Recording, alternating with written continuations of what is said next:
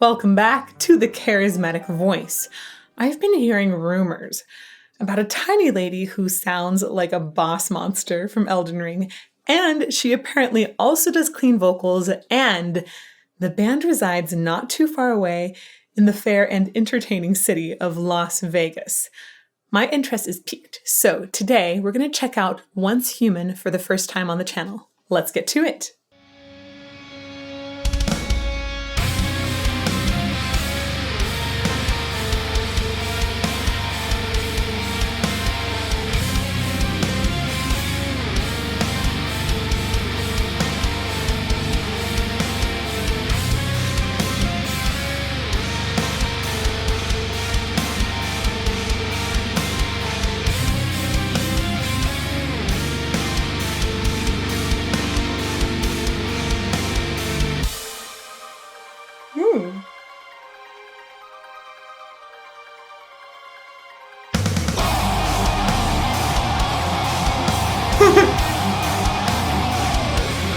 Whoa.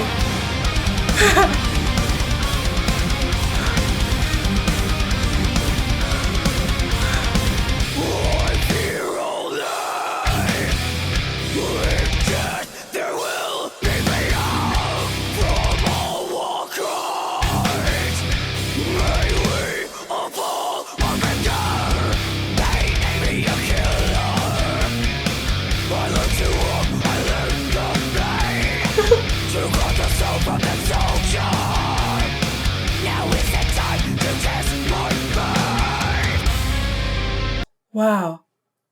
If ever there was a person that didn't look like was going to produce that sound, I think that is her. Lauren Hart, everyone, is this amazing singer's name. Whoa. I mean, the rumors I heard are true. She looks tiny. She looks like a little pixie. And then out comes this ferocious beast. Whoa. It's terrifying. It's just not at all what you think is going to happen. I'm constantly in awe of how it seems like there's so many different sounds that can come out of a human. It's incredible. And not until we started exploring harsh vocals on this channel did I realize like some of the depths of those sounds too, and the way that a little tiny person can sound like a humongous beast. I want to go back to the beginning. The melodic content of the intro was really interesting. I want to analyze it a little bit.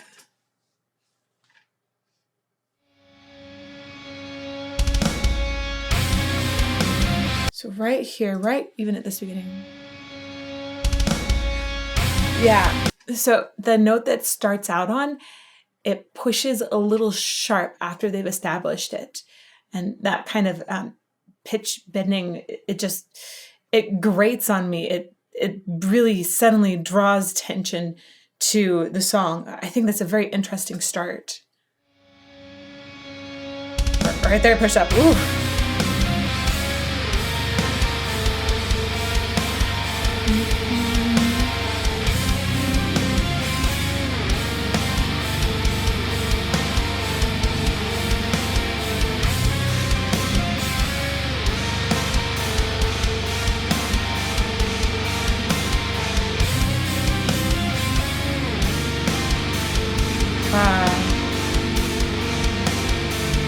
There's something about the pattern of this at first that makes it feel like it might be like just the way the notes are moving feels slightly Bach-ish, but then there's so much dissonance within it, and yet it sounds like it's got a beauty, like almost feels like a certain gothic beauty to the line. I think this is a really beautiful opening line.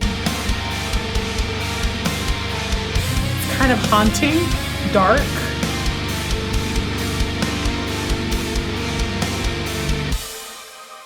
Such a cool pause.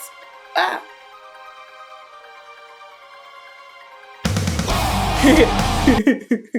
Gosh.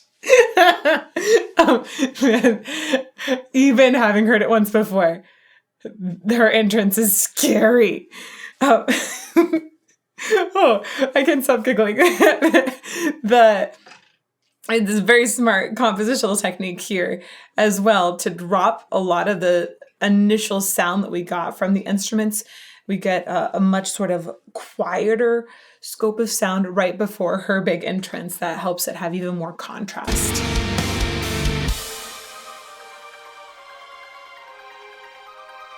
I like the strings.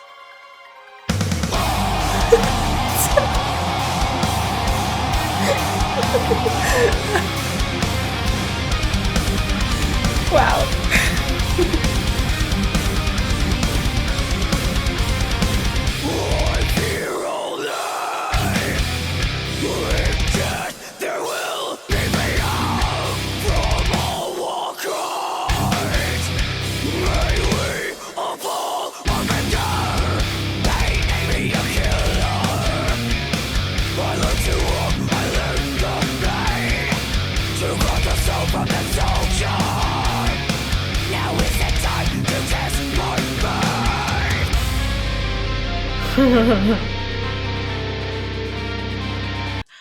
I'm so fascinated these days, especially by how harsh vocals are produced. I'm so fascinated that we recently stuck a camera down Will Ramos's throat, and I got to see exactly what was happening in there, and it was totally mind-blowing. So the essentially the constriction that is being made to create the sound is above the true vocal folds. So along that whole tube, there's different pieces of anatomy that can create constriction there as the air is going past, and different kinds of vibrations. And that's what then creates a sound wave, essentially.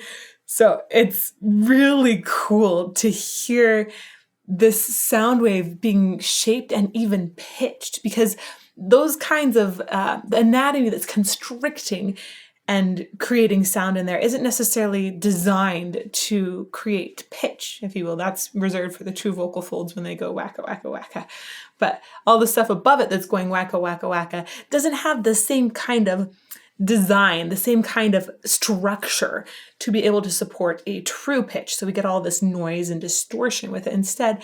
And then we get areas of pitch where you hear like a higher harsh vocal versus a lower harsh vocal. And if I were to take this and put it into some sort of visualization, like a spectrogram, you would see it light up with frequencies that are higher or lower, and you'd see a block that basically would show brightness in a lower or higher area. It's really, really cool. Part of that is going to be, breath pressure that can aid those things. It also is going to be the way that the vocal tract is shaped to highlight certain qualities that I think it's just totally fascinating. But hopefully not some clean vocals here, because I want to hear what she sounds like after she scares me to death. Maybe? Oh.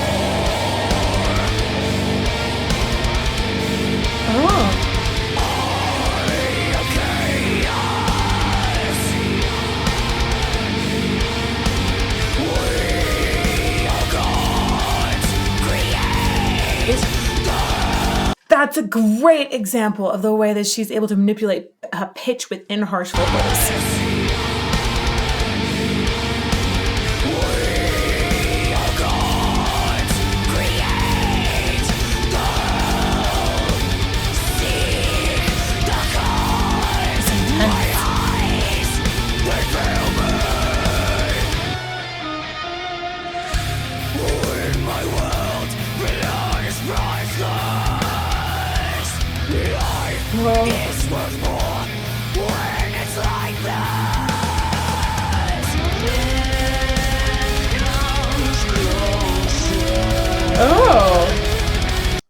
I expected her to have a higher voice, and I like the lower bit that we heard of the clean side. I'm going to go back just a little bit before we get into this. It sounded like at one point we started to have a little entrance of the true vocal folds underneath. So I started to hear even a little bit more defined pitch within the whole tone.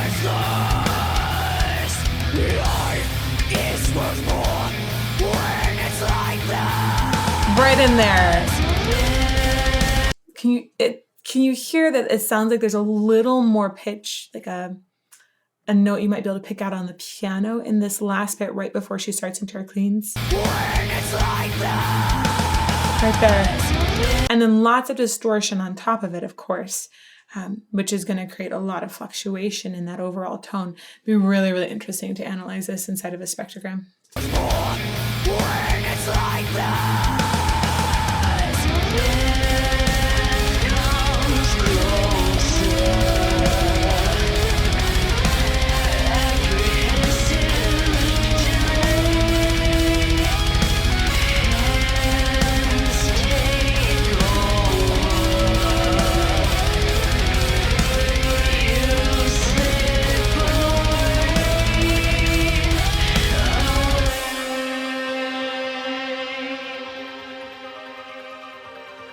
Oh, that's such a fitting tone for this.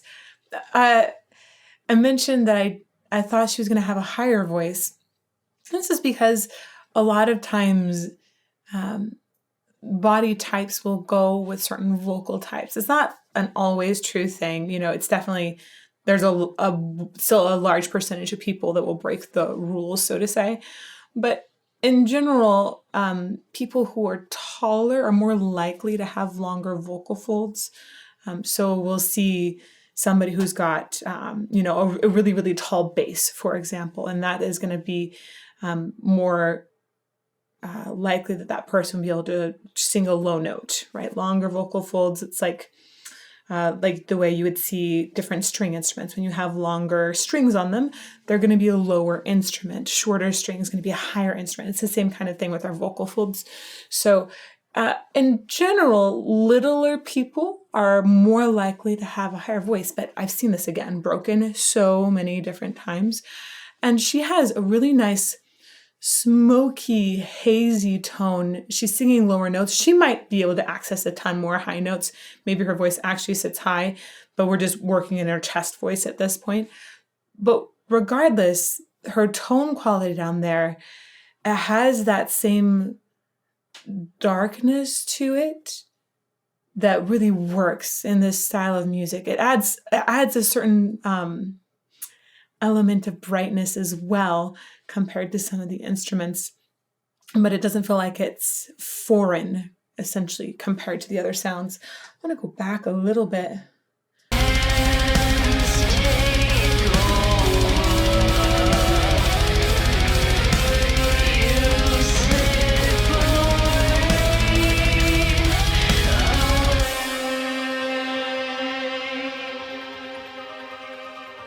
This is such a cool part.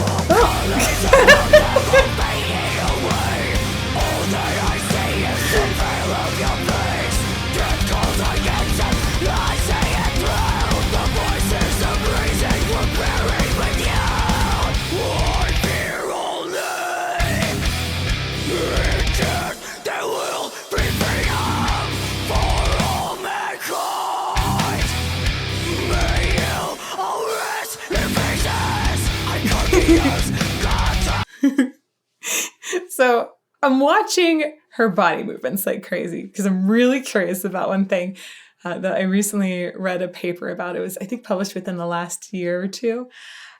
It was about spine stabilization during harsh vocals. And the premise was that maybe aggressive sounds stemmed from essentially us needing to stabilize the spine in preparation for some sort of defense or aggression. It was fascinating. The paper had some really good backing, some great research behind it, and good reasoning and interesting findings too that lend itself towards saying, yeah, when a person creates harsh vocals, it does seem like the breath pressure required for them stabilizes the spine as well. But then I'm seeing her and I'm watching how much she's moving and wondering, is this kind of movement, there's a lot of spine movement happening here. I wonder if she does that while she's producing harsh vocals in the studio as well, or if it's easier to keep the spine stable to get the sound that she's going for. Yeah, I'm super, super curious. I'm gonna go back a little bit. Watch that with me. It's kind of nuts. She moves a lot. Wow, that sound.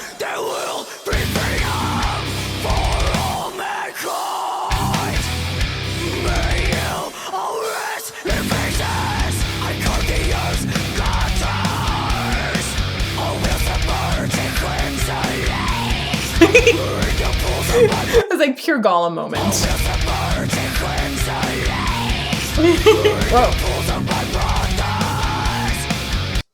Oh, I want to go back to that moment.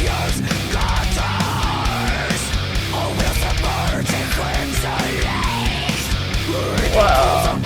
It sounds like when she goes up into that higher zone that it's a higher point of constriction in the throat. Like a lot of times I associate lower ones as being ones that are more false vocal fold constriction. And then as you go up, you've got like aryepiglottic, you've got some arytenoid cartilage thing that's happening in there as well. There's even like the back of the tongue and the epiglottis can get involved too. It's sort of amazing all of the different structures that can happen in there. And that top one sounded like she engaged something that was higher to cause the sound to be made higher in her throat.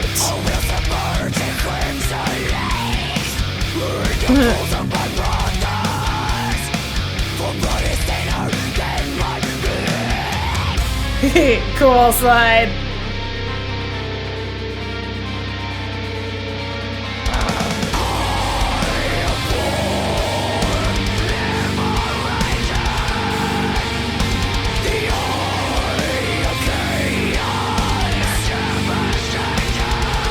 Whoa.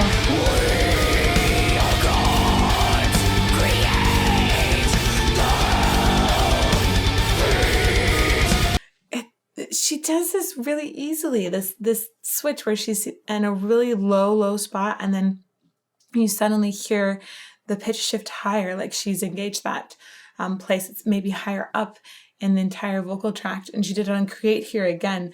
Very, very interesting and quick, rather smooth transition in that technique.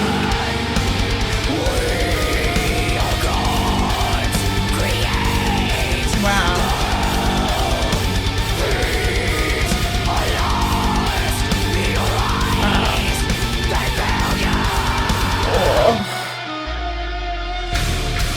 Ooh. More cowbell. Yes.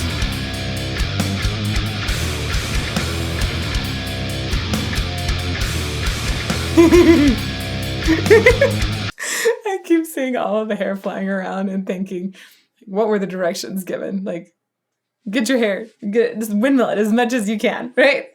Everyone seems to be having so much fun with their hair. And why shouldn't they? Like, all of them basically have this incredible mass of hair and different styles of it too, that they can just dash around and create really cool effects with. Oh, especially this guy. It's like Aquaman with dreadlocks. His hair is incredible. Oh, hair jealousy. Wow. Oh no. Now I can't unsee each of them as being the girl from The Ring, and that's terrible. That movie was so scary.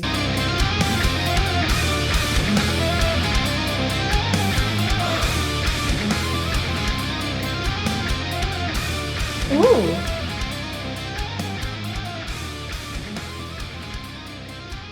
Ooh.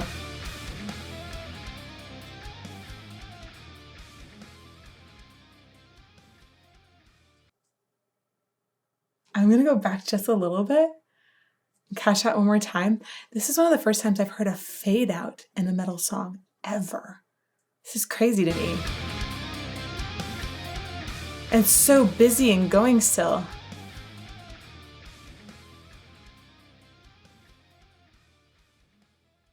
Whoa, I didn't expect that at all.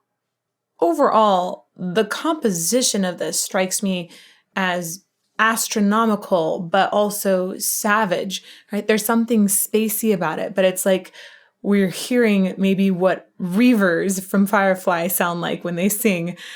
She is a beast.